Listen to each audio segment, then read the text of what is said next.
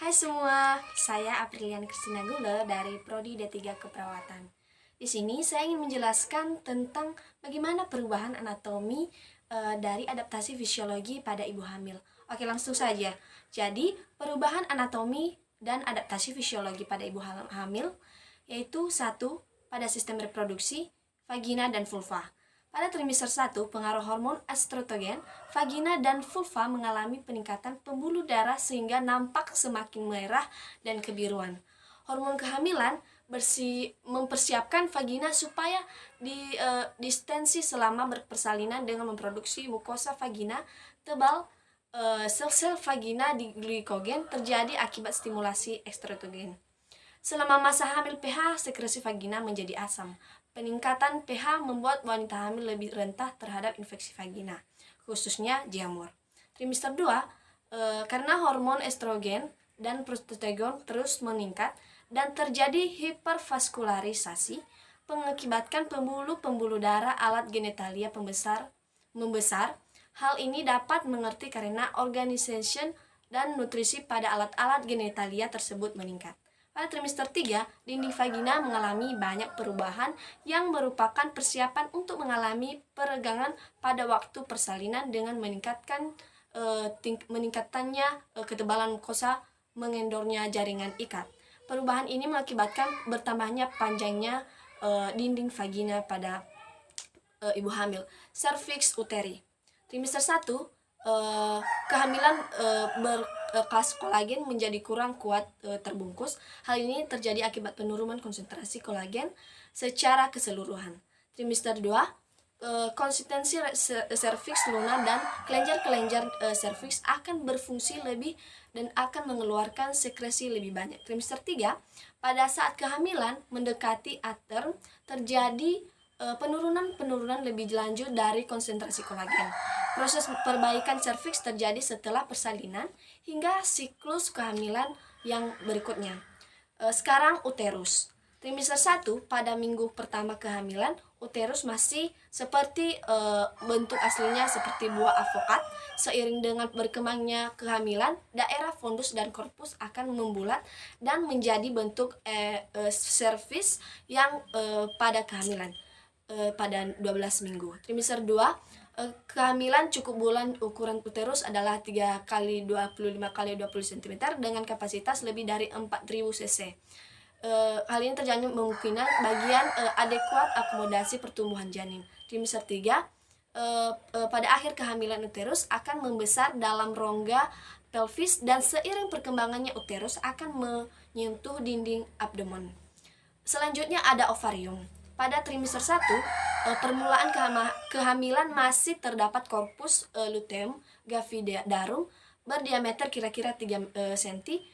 Kemudian korpus mengecil setelah plasenta berbentuk. Trimester 2, pada usia 16 minggu plasenta mulai berbentuk dan menggantikan fungsi korpus luteum gravidarum. Trimester 3, pada trimester 3 korpus luteum gravidium sudah mulai tidak berfungsi karena oleh plasenta yang telah terbentuk. Selanjutnya pada sistem payudara. Trimester 1, payudara akan membesar dan tegang akibat hormon estrogen dan progesteron akan tetapi untuk mengeluarkan ASI. Estrogen menimbulkan hipertonik sistem saluran sedangkan progesteron menambah sel-sel pada payudara. Trimester 2, pada kehamilan setelah 12 minggu dari puting susu dapat mengeluarkan cairan putih agak jernih disebut dengan kolostrum. Kolostrum ini berasal dari asinus yang mulai bersekresi. Selanjutnya trimester 3, pada pertumbuhan kelenjar mamae membuat ukuran payudara semakin meningkat. Selanjutnya sistem endokrin. Trimester 1-nya, perubahan besar pada sistem endokrin yang penting terjadi untuk mempertahankan kehamilan, pertumbuhan normal janin dan nifas. Trimester 2, adanya peningkatan hormon estrogen dan progesteron serta terhambatnya pembentukan FSH dan LH. Trimester 3, kelenjar tiroid akan mengalami pembesaran hingga 15,0 mm pada persalinan akibat hiperplasia yang dapat meningkatkan vaskularisasi. Karena adrenal pada masa kehamilan akan terjadi suatu peningkatan pada konsentrasi serum kortisol bebas aldosterone dan deoxynitrone, corticosteroid, dan pada dindingnya pada trimester kedua akan ditemukan peningkatan pada corticosteroid, dinding glidoin yang akan meningkatkan 2 kali lipat pada saat usia kehamilan antar. Konsentrasi kolesterol bebas dari total yang akan meningkat pada awal trimester kedua. Pankreas akan menghasilkan keadaan hipoglikemi, hiperglikemi, prostaglandinoid, dan hipersendinemia pada masa awal kehamilan. Estrogen dan progesteron akan menyebabkan sel insulin pada semakin besar dan meningkatkan sintesis jaringan prefer dalam insulin.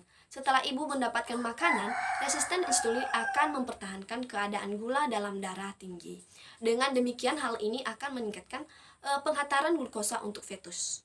Keadaan seperti ini pada beberapa wanita hamil bisa saja menyebabkan diabetes gestasional, kelenjar pituitari akan membesar selama masa kehamilan, dan hal ini berhubungan dengan proliferasi produksi sel prolaktin. Serum prolaktin akan mulai meningkat pada awal trimester pertama dan 10 kali lipat lebih tinggi pada usia kehamilan antar. Pada wanita yang tidak menyusui, kadar prolaktin akan menurun pada 3 bulan setelah persalinan. Kadar oksitosin akan meningkat selama masa kehamilan. Peningkatan ini pun terlihat meningkat secara perlahan-lahan, akan mengalami puncak pada saat persalinan. Kelenjar tiroid selama trimester pertama, total tiroksin dan triodotironin yang mulai meningkat pada puncak pada saat pertengahan masa kehamilan. Tiroid stimulating hormonnya sementara akan menurun dan trimester pertama. Setelah penurunan ini, kadarnya akan meningkat seperti pada keadaan sebelum hamil pada akhir trimester ketiga. Sistem perkemihan trimester 1, pada awal kehamilan kandung kemih tertekan sehingga sering timbul kencing. Ginjal pada kehamilan bertambah besar, panjang bertambah 1 sampai 1,5 cm, volume renal meningkat 60 mm dari 10 ml wanita yang hamil. Secara normal disekresikan 200 sampai 300 Hg dan diwaspadai dengan aplikasi. Trimester 2, kandung kencing tertekan oleh uterus yang besar mulai berkurang karena uterus sudah mulai keluar dari pelvis. Trimester 3, pada kehamilan kepala janin mulai turun ke pintu atas panggul karena sering muncul dan timbul lagi karena kandung kemih akan tertekan kembali. Kemudian sistem pencernaan. Trimester 1, perubahan yang nyata akan terjadi pada hipersalivasi sering terjadi sebagai kompensasi dan mual dan muntah yang sering terjadi pada kehamilan. Trimester 2, biasanya sering terjadi konstipasi karena pengaruh hormon progesteron dan yang meningkat.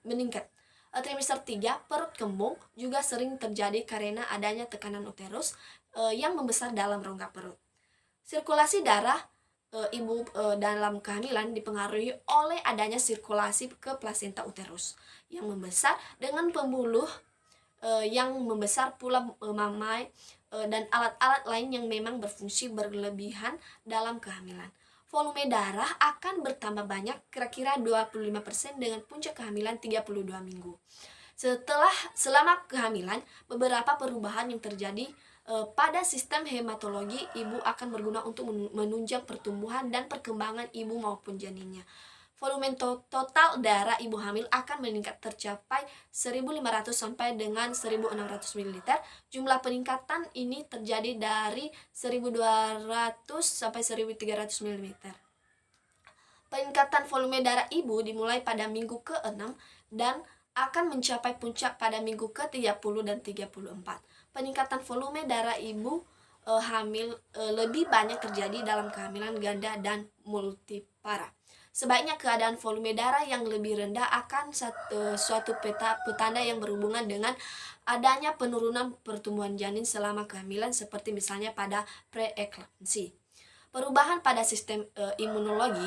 Adaptasi yang terjadi pada imunologi dalam kehamilan terjadi sebagian antara ibu dan janin sendiri.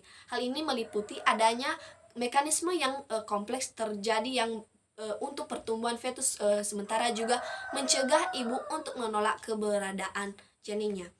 Selanjutnya, kebutuhan fisik untuk ibu hamil. Ada oksigen. Kebutuhan oksigen adalah yang utama pada manusia termasuk ibu hamil. Berbagai gangguan pernafasan bisa terjadi saat hamil sehingga akan mengganggu pemenuhan kebutuhan oksigen pada ibu hamil yang akan berpengaruh juga terhadap bayi yang dikandungnya. Untuk mencegah ibu hamil perlu latihan nafas melalui senam hamil, makan tidak terlalu banyak. Selanjutnya nutrisi pada ibu hamil harus makan makanan yang mengandung nilai gizi termutu yang tinggi meskipun tidak berarti makanan yang mahal harganya. Gizi pada ibu hamil harus ditingkatkan hingga 300 kalori per hari. Ibu hamil harus mengonsumsi makanan yang mengandung protein, zat besi, dan minum cukup cairan. Personal higiene adalah kebersihan yang dilakukan untuk diri sendiri. Kebersihan badan mengurangkan kemungkinan terjadinya infeksi karena badan yang kotor banyak mengandung kuman-kuman. Ibu hamil sangat penting menjaga kebersihan seperti cara merawat gigi, mandi 2 kali sehari, perawatan rambut, perawatan vagina atau vulva, payudara, dan perawatan kuku. Selanjutnya pakaian. Pakaian yang dipakai ibu harus nyaman dan menyerap kekeringan maupun dicuci tanpa sabuk dan pita yang menekan bagian perut atau pergelangan tangan dan lainnya. Eliminasi. Keluhan yang sering muncul pada ibu hamil berkaitan dengan eliminasi adalah konstipasi atau sering buang air kecil.